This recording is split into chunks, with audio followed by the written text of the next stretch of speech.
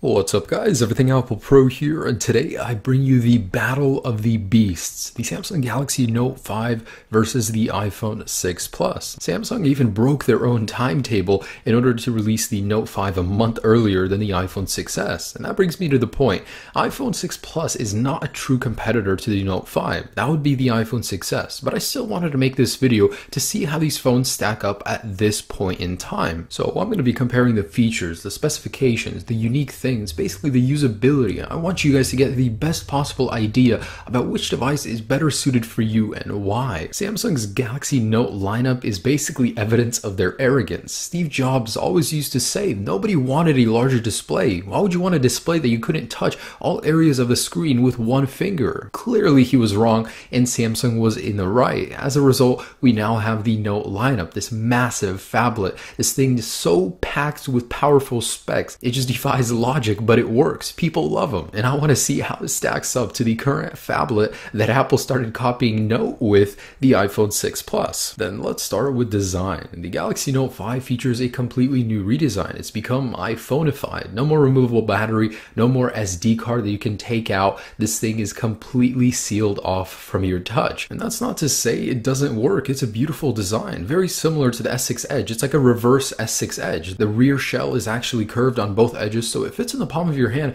very well. The iPhone 6 Plus, it's very familiar. It's an entirely metal construction. Although it is curved as well, it's just a little bit more slippery when it comes to holding it than the Note 5. What I do like about the Note 5 is that it's actually a smaller device. Although it does feature a larger display, the actual footprint of the device is smaller, and that is really neat. The Note 5 is the slightly thicker device, although it does pack a lot inside as a result of that thickness. It's a little bit lighter, but the actual size of the phone when holding it in the palm of your hand is smaller. So as you guys can see right here, it looks pretty similar to the 6 Plus, and the button placement is very familiar. However, one thing I do like about the Note 5 is that the power button is a little bit down lower, so a phone of this size, it makes things easier when turning the phone on and off. And I need to give credit where it's due. Samsung actually takes risks with their Note lineup. Every single year they redesign it. They listen to their consumers what they want. Although they took a few steps back by removing the infrared blaster, by removing that removable SD and battery,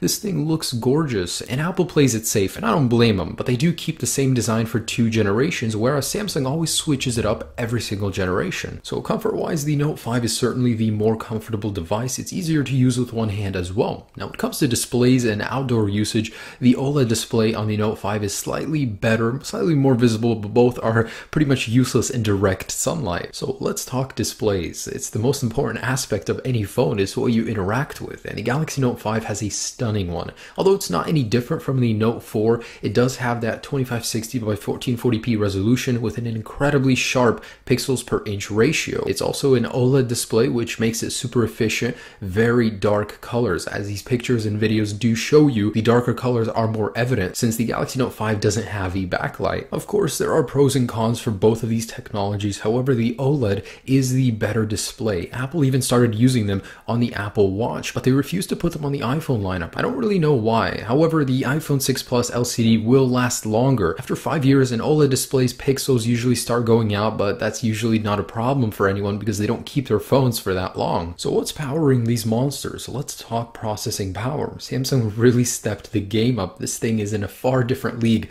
than the iPhone 6 Plus. It's got an octa-core processor, which technically isn't always using all 8 cores. It's only when you really need it. It's got 4 gigabytes of the newest DDR4 RAM, super efficient, and a Mali T760 GPU. The iPhone 6 Plus, again, I remind you, isn't technically competing with the Note 5. It's the 6S that will be on the same level. However, the numbers are very poor in comparison to the Note 5. Although the iPhone lineup always surprises me when it comes to raw performance instead of numbers. Apple does a very good job with optimization with the specs that they do have in their phones. So actually putting these guys to the test, I ran a Geekbench and the numbers did surprise me. Although the iPhone 6 Plus, of course, is only dual core, it's only those 1 or 2 cores that you're going to be using for everyday tasks, and the single core score numbers were higher on the iPhone 6 Plus, and that will make a considerable difference. It's only when you're doing something intense, video processing, really intense gaming, that you're going to need multi-cores and all of that RAM. So the iPhone 6 Plus, just day-to-day light usage,